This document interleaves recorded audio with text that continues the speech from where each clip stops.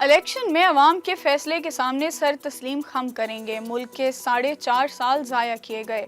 وزیر اعظم شہباز شریف P T I سابق حکومت پر برس پڑے، کہتے ہیں نواز شریف کو جیل میں بند کیا گیا، اپوزیشن کو دیوار سے لگایا گیا، عملی اقدامات کے بجائے صرف لوگوں کے ذہنوں میں چور اور ڈاکو کا لفظ سمویا گیا، جبکہ نواز شریف نے تعمیر و ترقی کے ساتھ ملک کا نقشہ بدل دیا تھا۔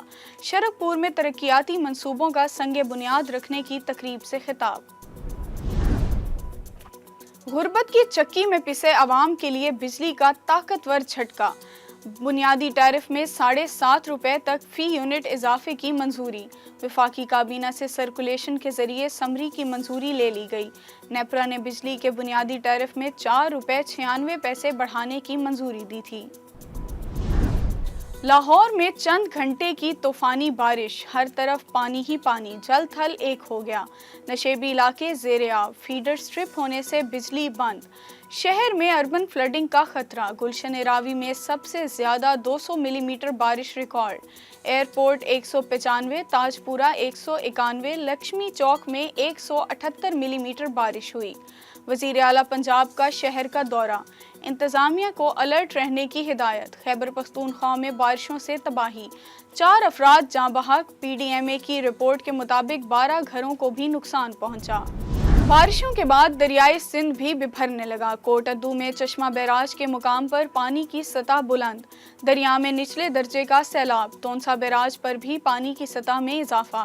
بہاول نگر میں دریائے ستلج میں سیلابی ریلے نے مختلف علاقوں میں تباہی مچا دی، عارف والا میں ڈھولا بند کے مقام پر سیلابی صورتحال برقرار، پانی درجنوں دیہات میں تباہی مچانے کے بعد آگے بڑھنے لگا، ہزاروں ایکڑ پر کھڑی فصلیں تباہ۔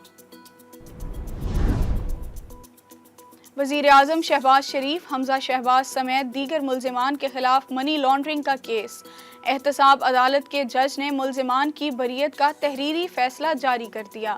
تحریری فیصلے کے مطابق شہباز شریف، حمزہ شہباز سمیت دیگر ملزمان کو بری کر دیا گیا۔ نیب کی جانب سے سپلیمنٹری رپورٹ عدالت میں جمع کرائی گئی۔ شریف فیملی کے خلاف نیب نے 2018 میں انکوائری کی۔ منی لانڈرنگ میں ملوث مونس الہی کے خلاف گھیرا تنگ، عدالت نے مونس الہی کو اشتہاری قرار دے دیا، ملک سے فرار ہونے کے باعث اشتہاری قرار دیا گیا۔ رہنما پی ٹی آئی کے خلاف منی لانڈرنگ کے 2 مقدمے درج ہیں۔ مونس الہی کا شناختی کارڈ، پاسپورٹ، بینک اکاؤنٹ اور تمام جائیداد کے منجمد ہونے کی کارروائی کا آغاز۔ پیمرا ترمیمی بل پر تمام سٹیک ہولڈرز سے مشاورت کی گئی۔ وزیر اطلاعات مریم اورنگزیب کہتی ہیں، ڈس انفارمیشن سے متعلق پہلی بار قانون سازی ہوئی، ڈس انفارمیشن اور مس انفارمیشن کا تعین 3 رکنی کمیٹی کرے گی۔ مزید کہا، پی ٹی آئی دور حکومت میں میڈیا کو کنٹرول کیا گیا، گزشتہ 4 سال میں صحافیوں کو گولیاں لگیں، اغوا ہوئے، جیلوں میں گئے۔ جے یو آئی کے مرکزی امیر مولانا فضل الرحمان کی سویڈن میں قرآن کریم کی بے حرمتی کے خلاف اتوار کو احتجاج کی کال، پورے ملک میں سویڈن کے خلاف احتجاجی مظاہرے ہوں گے۔